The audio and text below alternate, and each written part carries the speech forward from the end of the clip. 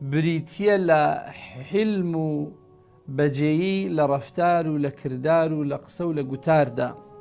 حتى پێغەمبەرمان عليه الصلاة والسلام فەرموویەتی التؤدة في كل شيء خير إلا في عمل الآخرة.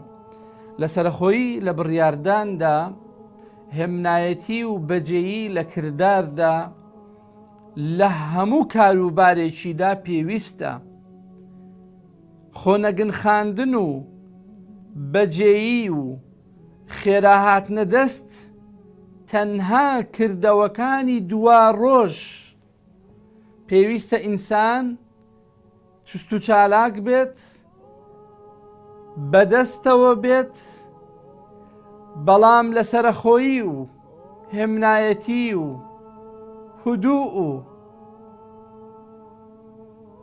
ئارامگری هێندە ڕەوشتێکی پیرۆزە.